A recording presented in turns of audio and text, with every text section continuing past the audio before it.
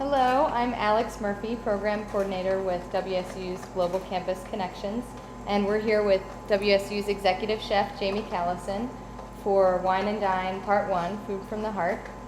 Chef Jamie is author of The Crimson Spoon, and he's going to share some Valentine's Day recipes and tips with us today. So without further ado, I'm going to hand it over to Chef. Thank you. Well, welcome to the School Hospitality Business Management Kitchen, and we're going to have some fun tonight. I kind of wanted to start talking a little about if you're cooking for Valentine's Day and you have your significant other or friends over, you want to start with some appetizers, and you want to keep it simple. One of the sayings that in industry we call it is kiss it, and that's called, and not that I'm calling anybody stupid, but it's called keep it simple stupid. And so just simplifying food and having fun with it. So what I did here is I have some figs in a blanket. I just picked up some pre-sliced prosciutto, a little bit of ricotta, some toasted hazelnuts, and dried figs, and I rolled them up and simply presented them, and it's just a fun appetizer that goes extremely well with a sparkling wine like a champagne. And then the other one I did was a simple crostini. I just stuck in olive oil over the bread, put it in the broiler, browned it a little bit of brie, put it back in the oven just to melt the brie a little bit. And I took some of the WSU honey and put that over the top, and then with some toasted almonds. It makes a really nice kind of simple appetizer. Because if you're cooking together, you might as well start eating together, right, and enjoying a little bit of champagne. You're going to be using a knife, so just a little bit of champagne would be good. So I'm going to go over here, and we're going to talk a little bit about salad production. And salad's definitely one of my favorite parts of the meal. And there's definitely components to a salad that I feel that you really need to think about to make that perfect salad. So I'm going to start here by spicing some pecans. So I have my butter. I just put that in my pan. I melt it a little bit. And I have my brown sugar. I'm going to cook this just until it starts to dissolve a little bit.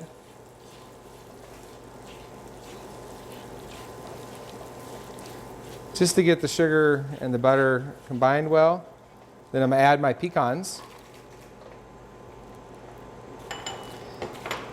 And now I just want to coat the pecans with the butter.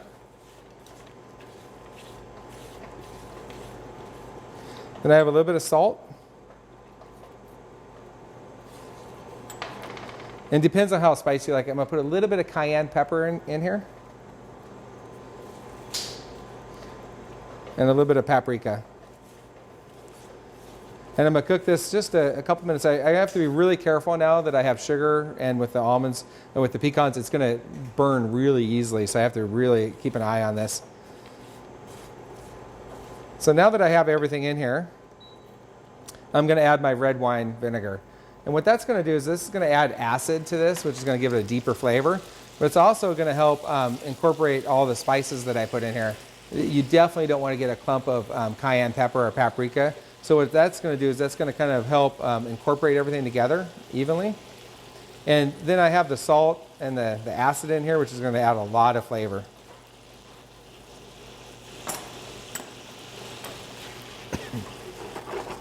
So we're going to cook this down just a little bit.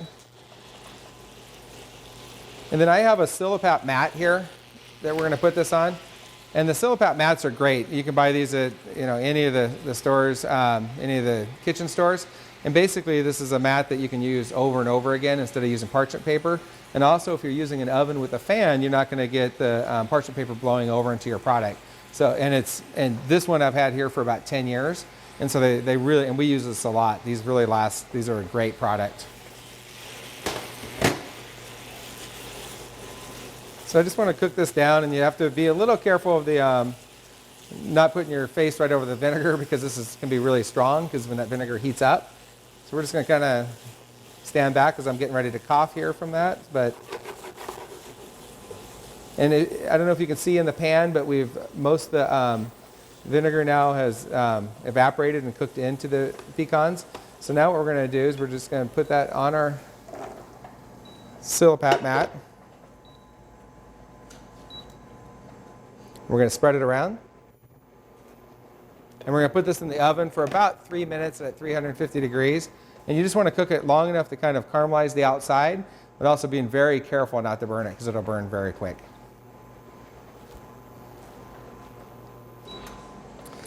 So now part of our salad, the pecans are going to give you that great crunch and that texture that we're looking for in a salad. We're going to make our vinaigrette now, and before I do that, I want to introduce Kate Stewart. She's my culinary lead here, kind of what you, as a student sous chef, is what I would say in industry. And then we have Jessica Murray here, who's my pastry student sous chef, and part of our organization here. The students really run this operation, and I think I work for them more than they work for me. So, but they're going to be a big part of this presentation here today. So I have what I have in the bowl right now is I have vinegar, and I put a little Dijon mustard in here. I also have this towel here. I always joke around about this towel because I had 3 older brothers, and this was a dangerous thing in our house when you had a towel like this. But we're going to use this to kind of help hold the bowl down. And the way we designed this menu is to make it kind of a fun way to cook together without really having the stress of having a really complicated dish or dishes. So we're going to pull this closer. I have my vinegar in here. I'm going to add my garlic, my minced shallots, which are minced really fine. I have a little bit of chopped thyme, and then a little salt and pepper.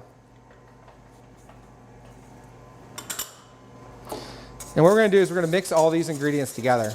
To make a vinaigrette, if you kind of think of the old lava lamps, to make a vinaigrette, what you have to do is you have to incorporate the oil and the vinegar. And oil and vinegar, if you've went to an Italian restaurant and they put the oil on the plate and then they put the balsamic vinegar over it and how it separates, well, that's great for dipping your bread in, but it's not great for a salad. So we have to come up with a way to incorporate those ingredients together and mix that oil and vinegar together so you actually have a salad dressing. What we're going to do today is we call it kind of the French method, and it's emulsifying but very lightly. We're just going to we don't want this dressing to be very thick, and when we're thinking about what type of dressing we want and the thickness of it, we have to think about the type of greens we're going to use for our salad. We're using basically a simple mixed green, like a spring mix here, and if we put a Caesar dressing on it or a ranch or something like that, it's going to weigh down the lettuce. So we want to make a nice light vinaigrette. And a vinaigrette is so simple. You can even simplify this more and just put balsamic vinegar in there, salt, pepper, a little bit of Dijon, and add your oil to it. And it's a very simplistic way to make a nice dressing. So we have everything in here except for our oil. And what we're going to do is we're going to take a wire whisk, and we have our bowl stabilized. And we're just going to slowly add that oil while we're whisking. The whisking is causing some agitation in here, and what we're doing is we're separating those fat molecules. If I just poured all this in at one time, you'd get a big clump of fat, and it would be really oily when you're eating it. So what we want to do is we want to slowly incorporate that oil in here while we're whisking. And the mustard and the garlic and the herbs and everything kind of work as what we call emulsification agents. And what it does, it helps for the not to allow the oil to pull back together into one big droplet.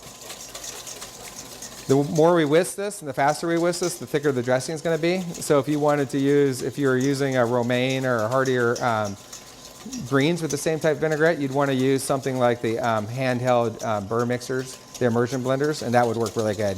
But again, we do not want to do that for this lighter vinaigrette.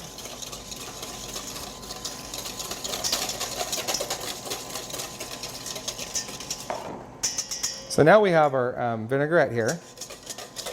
And so now we're going to make our salad.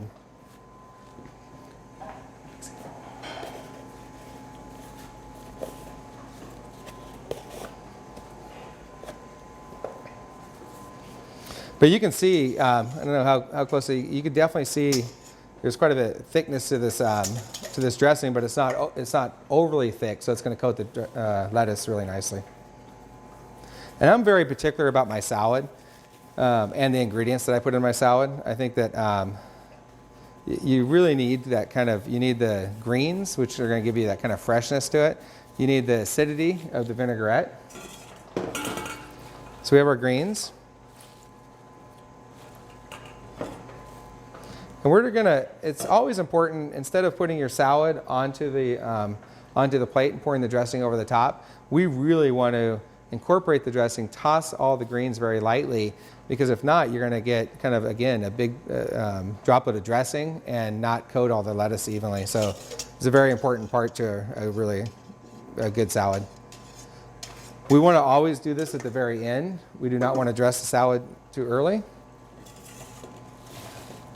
So we want to just kind of carefully mix this. Jessica, you hand me my plates here.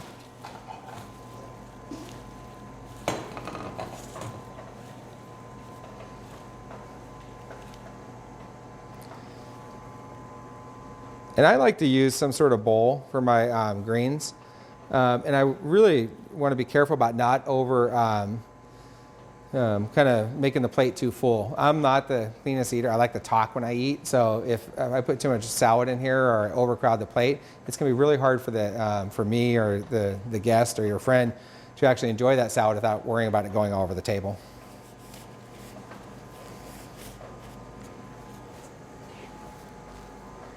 So now that we have our greens here, we have all different kinds of flavorings here. We have strawberries, which are very popular, goat cheese, I have toasted almonds, and this salad can take a lot of different directions here. But what we're looking for is with the greens, you have the vinaigrette, we have the fruit, we have the creaminess of the cheese, and then we have the texture of the almonds. So that's what makes up a perfect salad, is again, the greens, some sort of acidic vinaigrette. You have the texture from some sort of either a crouton or like the pecans that we cooked off, or something. That you have the fruit, which could be tomato, could be a vegetable, but you need all those components to make up that perfect salad. So what we're going to do here is we're going to put a little bit of the goat cheese over the top. And again, you can use a blue cheese, Cougar Gold. I mean, this is just a good base here. And when you're putting the ingredients on here, you want to make sure that there's enough ingredients for you or your guests to enjoy basically a bite of the greens with a bite of the strawberries and the almonds, and enjoy everything together. So now we have this nice salad, has all the components that you're looking for. And again, what we're looking for is lightly dressed. You don't want it overly dressed because it's going to weigh it down. You want the strawberries and the textures and everything, and that's really a beautiful salad. That's a great way to start your meal. Now let's get to the fun stuff. So if you've been watching this for a couple minutes, you've probably seen this kind of interesting contraption over here. This right here is basically, it's a sous vide machine, and this is what we use in industry quite a bit. Chefs do to cook steaks, pork, and different things perfectly. And the reason we use this is because you actually can trap in the flavor. So what we do is we put it in a sous vide bag, we season it, and it's submerged in a water bath, that's circulating water bath that's circulating at exact temperature. So this has been cooking for about 4 hours, has not changed at all the temperature. And what that does is, with this, the science behind this is when proteins coagulate, they coagulate at a certain temperature and then they stop. So I can cook this for 2 hours, I can cook this for 4 hours. I wouldn't want to cook it for 12 hours, but I can cook this for 12 hours and it's not going to change. This is going to be a perfect medium rare. It's pretty amazing technology. The other thing it does too is you notice that when you cook a steak on a grill, you get a big flare up, you get all the fat kind of cooks down in. You know, the kind of the thought process before was searing a steak locked in the juices. Well, that's totally opposite. Actually, when you sear a steak, you actually push out the moisture. So it's very important to kind of think about that when you're cooking a steak. The sous vide machine, again, not everybody has one of these at home. You can buy these through local stores, Amazon. You can get ones that are smaller than this for about $150. And it's pretty amazing technology. Again, especially like for pork or something that's really easy to overcook, you can put this in there, you can forget about it, and right before you sit down to eat, you can sear this off. Chef, we've got a question. Can you use that machine for seafood? You can. I don't use it a lot for seafood, and part of the reason is that when I cook seafood, I cook it so quick, and it's just kind of a quick sear, and I like my seafood to be not medium rare, but kind of close. So I've cooked salmon in it. We have a food science program, we play sometimes here, so I've cooked scallops, salmon, and stuff, and I found that this seafood's good, but I think that you can cook seafood so quick that it's not necessary. So this for definitely proteins are really helpful. So on here I have basically a grill. This is not the way we normally do it, but this is for this live stream. This basically it's basically set up like it's a griddle pan, but it has the lines in it. When you're cooking that perfect steak and you want to put your nice diamond marks on there, we want to do a 10 o'clock, 2 o'clock. So when the lines are like this, we're going to start 10 o'clock and then move it to 2 o'clock after it's cooked for so long. This size steak on a medium heat grill, if your grill's too hot, it's going to burn on the outside and not be done. But if it's a medium heat grill, you're probably going to want to go about probably a good 8 minutes this way, and then 8 minutes, 2 o'clock, and then turn it over and do the same. But again, it all depends on your grill and how you're cooking that. Nice thing is, I don't have to worry about this at all because it's already cooked, medium rare, perfect. All I'm trying to do is sear the outside. When you're choosing your steak, of course it depends on, my philosophy when you're choosing your protein is really always try to, if you have a local rancher or local farmer and you can build a relationship and you can get that product from them, I would definitely do that myself, and we do that a lot here. But if you're choosing it from the grocery store, and we eat steak at our house maybe every 6 weeks, and so when we get a steak, we want a steak with a lot of flavor. Well, you get the flavor from the internal marbling here. And as you can see, this steak on this side here has been dry aged, so it's a little darker in color. And that does not mean that it's going bad. A lot of people think that the darker it is, maybe it's not as fresh. This was dry aged, which meant that it was actually at about 45 degrees. It was hung and it had allowed it to develop flavor. This over here doesn't have as much marbling. And when you're looking for marbling, you're not looking for a lot of fat on the outside. You're looking for little spots of fat on the inside. So this is what we'd call a prime steak here, because there's nice marbling inside. And that fat inside is where you're going to get your deep flavor. On this side, if you can see, there's hardly any marbling on here. And with that, we're not going to have as much flavor. Now, if I was eating steak once a week, for dietary purposes, I'd want a leaner steak. If I'm eating a steak every 6 weeks, I'm going to really want to go for this and really get that flavor out of there. So when you're at the grocery store, they're usually USDA graded, select, choice, or prime. Most restaurants serve a high-end choice, which is right in between these two. So when you're looking for a steak, and sometimes it's like winning the lottery, right? They can be listed as a select steak, and you can find something that's marbled, so you can kind of pick through your steak a little bit more. And that's and really make sure you're looking for that steak with that great marbling. And as a chef, I don't know if you can hear the sizzling. Maybe I should lean down a little bit further so you can hear it through the mic. But that's the beautiful sound right there that we want to hear. We want to hear that nice sizzle. But again, remember, we are not locking in the juices by doing this. All we're doing is adding flavor. So because this is already cooked all the way through, I don't need to let it set for 8 minutes. So I'm going to turn this, and then I'm going to talk about our vegetables for a little bit. So right there, I had it set like this, and now I'm turning it like this. And what that's doing is the lines are all going like this, and when you turn it 10 o'clock, 2 o'clock, you're creating diamonds, right? And that's what's going to give you those nice cross marks in your steak or your burger or your salmon or whatever you're cooking. So for our vegetables, what we're going to do, yeah. Yes. We have a question. Does using this sous vide machine affect how long you need to let the meat rest after you cook? That's a great point. And here in a minute we're going to talk. Actually, it does. The sous vide machine, when you sear a steak and you cook at really high temperature, let me get that turned on. When you cook at a really high temperature, and the meat kind of the cell structure kind of pulls together, and the connective tissue, and then when you go to cut it, if you ever went to a restaurant or you cooked off a steak and you went and cut it, all the juices run out over the plate because you haven't let it rest. So for this steak, this size, cooking it the traditional way, you're going to want it to rest about 10 minutes. The way we did it with sous vide, you got maybe a minute, and it's really quick. You don't have to let it rest as long.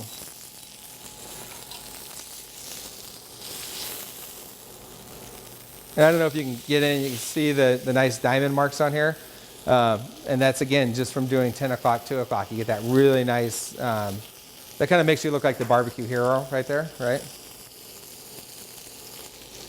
So as that's cooking, I'm going to start my vegetables here. What we've done here is we have our squash, our peppers, and actually my favorite thing is the butternut squash, or a certain type of squash. And then I have my zucchini and different things. And what we did with this is just salt, pepper, olive oil, and we're going to roast this in the oven until it gets nice and golden brown. While that's cooking, I'm going to add in my olive oil into my pan. I have red onions that I've cut up, just a nice large dice. I'm going to put that in my pan, and I know all of you know how to saute just like this, right? So basically when you're sauteing, all you're doing is you're using a saute pan, and that pan is curved. And when that pan's curved, you really don't even have to pick it up. You're just trying to flip the product back towards you. You see people pick up their pan and throw it up in the air and stuff's hitting the ceiling, and then they're trying to get it in their pan. It doesn't work very well. You really just let the pan do the work. So here I have my garlic, my thyme and rosemary, and my tomatoes. So onion dries out real quick, so I don't want to roast that with my other vegetables.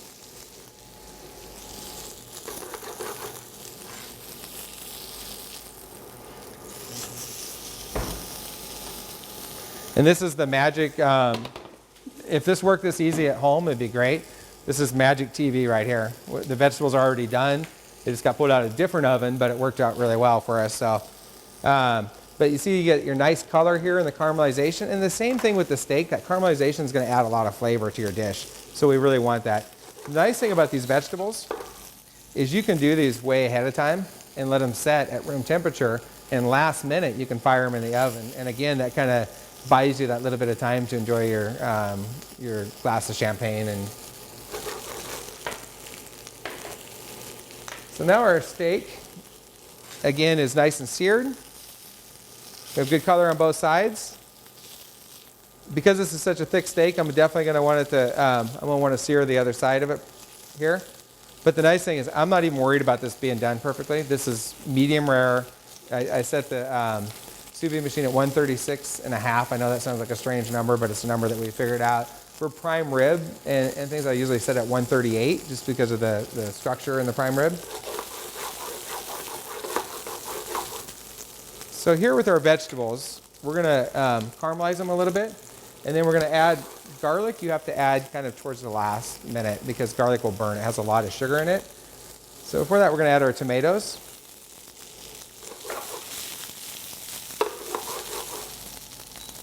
And let those cook just a little bit. Then we're going to add our garlic. I have my rosemary, my thyme that's chopped right here. All of you could do this at home. See I just made a mess right there. You might not even see that on TV, but I just called myself out. But just sauteing is just a simple, and it's really the best way to practice this is with a piece of toast. Put a piece of toast in the pan and just practice flipping that over. So put a little salt and pepper in here.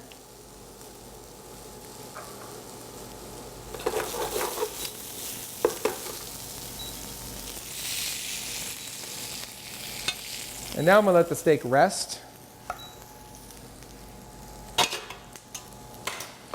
Then I'm going to add these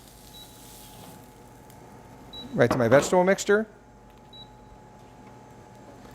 And just mix them up. And then what we can do is we can let these set. And then we can put these in the oven like right before you're going to eat.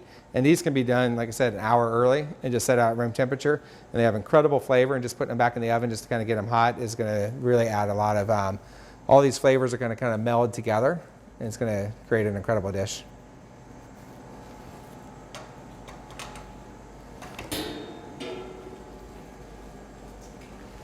Okay. Chef? Yes? We have a question in the chat from Shannon. She wants to know if you prefer using fresh or dried herbs. Always fresh. And just they have a lot deeper flavor.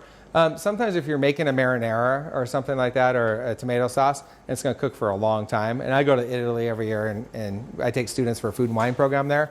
And when we're in Italy, definitely fresh vegetables, fresh tomatoes, and so on. There is a time when you're, again, making a tomato sauce or something, you can get away with using the dried, but I definitely prefer the flavor of the fresh. And what is the name of the yellow tomatoes? Those are just a yellow grape tomato. Thank you. All right, so now Kate's going to assist me with the plating here. We'll talk about the potatoes.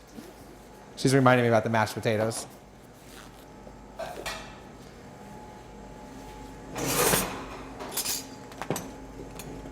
Get those up for me. Yep. So again, the magic of TV, we have potatoes that are already done, but we'll kind of go over the production of those too. So here, what we've done is we actually have Yukon Gold potatoes. We didn't peel them. We just cut them in half, cold water with salt, brought them to a boil, and cooked them till they were fork tender, so they would actually smash with a fork. And then we added half and half salt, pepper, and then I took some dried porcini mushrooms, reconstituted those, so you basically put hot water onto the dried mushrooms for about 10 minutes, and then we sauteed those up with garlic and herbs. And that mixture is right here. So you get that nice rich flavor of the mushrooms. And then the surprise of the night will be the pure gold cheese. It's going to add a really nice deep flavor. And again, this is a very simple mashed potato. You don't have to peel potatoes. You wash the Yukon Golds, you put them in cold water, and a very simplified mashed potato. And if they have a little bit of texture to them, some people call that lumps, you have the skin in there, so that kind of feels natural too. So we have our chives and salt and pepper.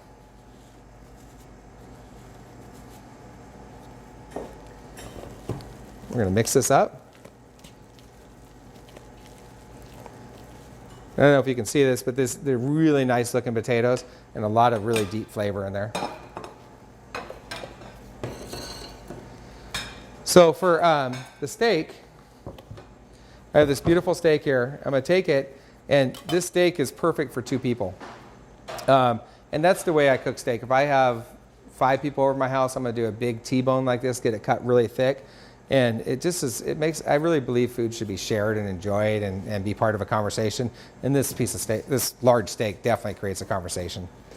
So we're going to cut this now really thin. And I want to show you just kind of how medium rare it is all the way through. You're not going to get that graying effect that you get a lot of times when you cook a regular steak. A lot of times when you cook a steak the regular traditional way, you're going to get graying right to about here, and then your medium rare is going to start. This is a perfect medium rare all the way through, and then I seared the outside to get that flavor.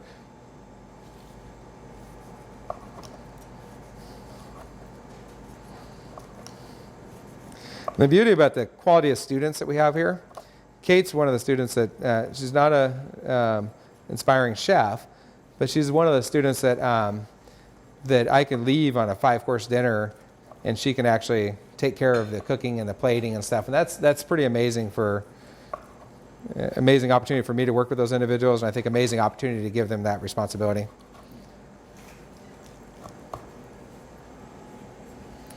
So now we have the steak cut really nicely, and then Kate's going to do some plating here. And while she's doing that, I'm going to make a lemon olive oil. And basically what that is I have my extra virgin olive oil here, lemon juice,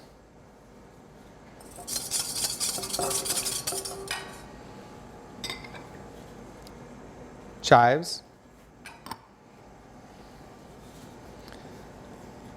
a little dill, and actually I kind of stole some of this, putting the dill in. I used to make an oil like this, but the dill in it from black cypress. I went in there and tasted that nice dressing that he puts on his lettuce and different things.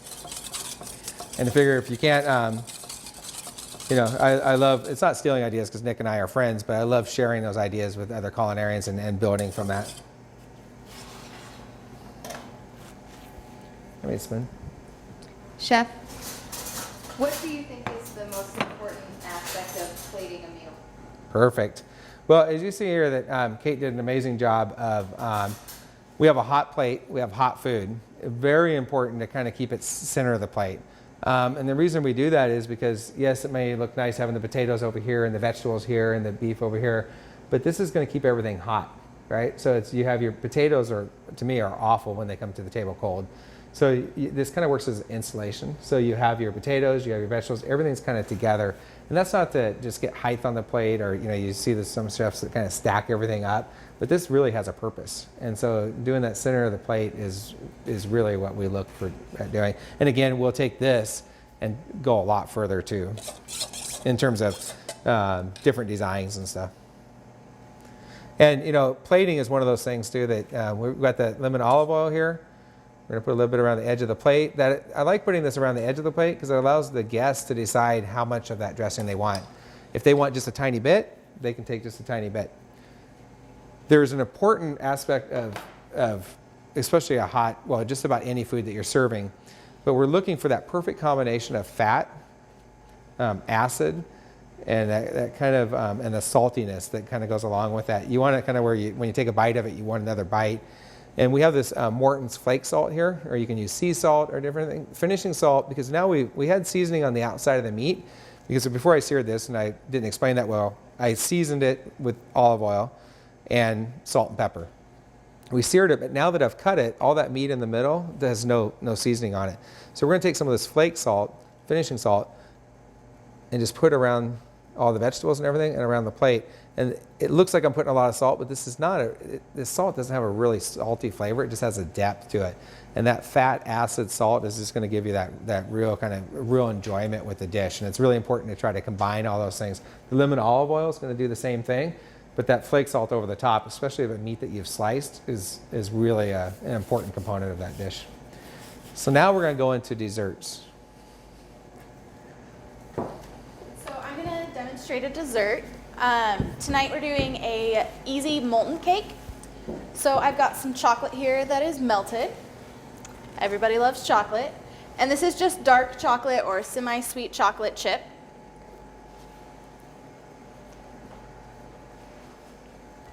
I'm going to add in my eggs.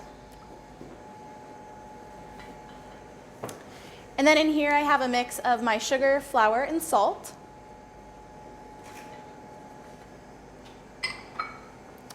I have a little bit of butter I'm going to put in. And I'm going to put in just a tiny bit of orange zest for flavor.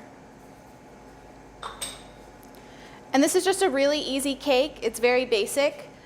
If you have a guest who's gluten-free, you can make this exact same cake without the flour, and it'll just be a slightly more fudgy texture. And it's also really versatile in that you can add different ingredients. You can add nuts. You can add a lot of different things in there to add another flavor.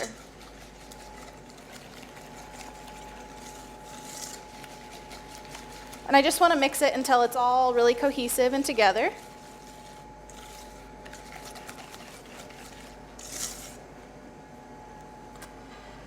And to cook it, I'm going to take some ramekins and I'm going to butter them lightly. And you can just spray them, but this really makes sure that they're going to come out of the container really easily once they're done baking.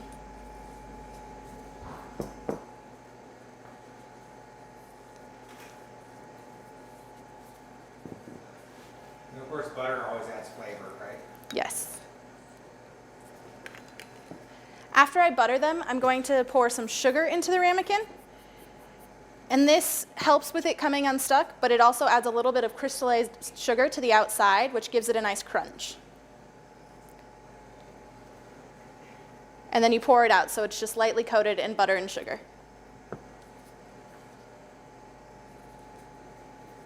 We've had a question in the chat box. Are any of these recipes available through the cookbook, or could you make them available? Actually, I think everything we did tonight is in the cookbook. Yeah, the salad components are a little different, and the figs in the blanket are not in the cookbook. But the salad, I just wanted to get the concept of building a great salad, and you can do that with any vegetable or any fruit, and kind of comparing those things together. But yeah, everything is in the Crimson Spoon. And this recipe in the cookbook has lentils in it, which is also another great addition. It gives it a little earthy flavor in the background. And you want to fill your ramekins about halfway full because they are going to puff up quite a bit. And depending on your oven, these take about 10 to 15 minutes to bake, and they're going to be really fudgy and gooey in the middle.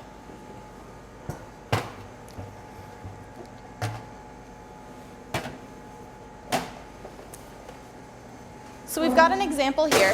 Once these come out of the oven, we're going to take some chocolate squares and press them into the center. And you can use different types of chocolate. You can use white chocolate, you can use dark chocolate. It's really fun to use caramel-filled chocolates, and you just push those in right when it comes out of the oven, and that helps it melt down.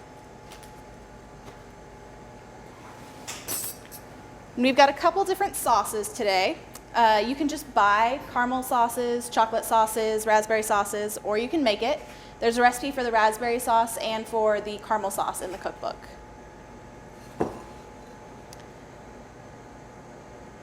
So when you plate, you really want to make sure you have enough sauce on the plate that they can taste it, but not enough that it's going to drown the dessert.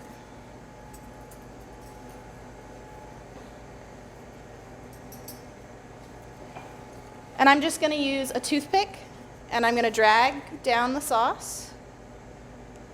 And it creates some nice little heart designs. Another option, if you don't want to make a molten cake and you just want to do something even easier, you can buy a box brownie. They've got some really high quality recipes out there, and just cut it into a fun shape with cookie cutter.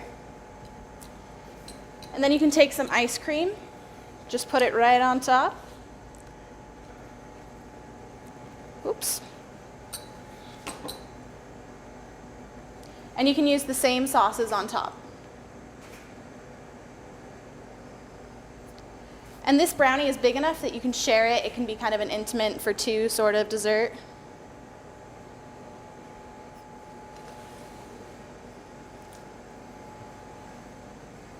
You can also plate the brownie in the same way we did the molten cake. Or you can do it in a slightly different design.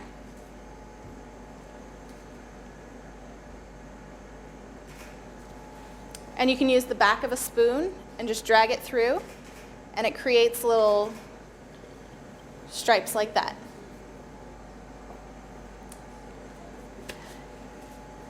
Those are beautiful, Jessica. And I don't know, sometimes sharing desserts is a good idea, sometimes it's a bad idea, but sharing actually is definitely better for you, but it gets complicated sometimes. I know tonight we were talking about a little bit about kind of the beverage pairing with your food. Definitely, I mean, red wine with the chocolate, and we'll kind of talk about that a little bit more. At the beginning, a great kind of lightly sweet champagne. But the most important thing is to drink what you like. I mean, if you want to drink a Bud Light with a nice steak dish, definitely try that. I recommend trying to kind of get out of your comfort zone every once in a while and asking if you're at a restaurant or asking maybe at the store where you're buying your wine, asking some suggestions for trying those things. Ask the winemaker at your local winery. We work a lot with Mary Sellers here. Patrick donated his time, worked with our students and made this wine with our students. This is called Cougar Roots, and it's a nice blended red wine from our local winery here. Amazing wine. And this type of wine, because it has a nice body to it, what I always look to do is try to pair the body of the wine with the body of the food.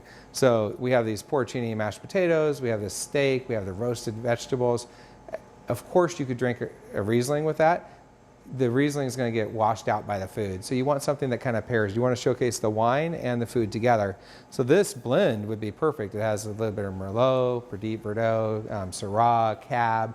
So the depth of this wine would pair really well with that dish.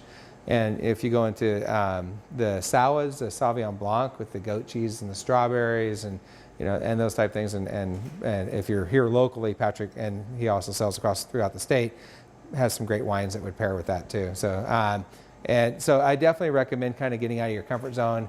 If you're at a restaurant, ask the sommelier or your server if you can try a little bit of the wine. Maybe you don't like red wine, but the perfect pairing is when you have a bite of food and then you want a sip of wine. And you have a sip of wine and you want a bite of food and you go back and forth. And hopefully at the end of the meal you have enough wine and food to kind of match together. But really having that perfect pairing, but you have to build that palate. And so it's, and this steak dish would be a great one, but you're going to want usually a heartier wine with that. But again, if it's your night, right? So if you like Riesling, a sweet Riesling with your steak, don't let anybody else tell you what to do. Enjoy it. That's your perfect pairing and you should enjoy that.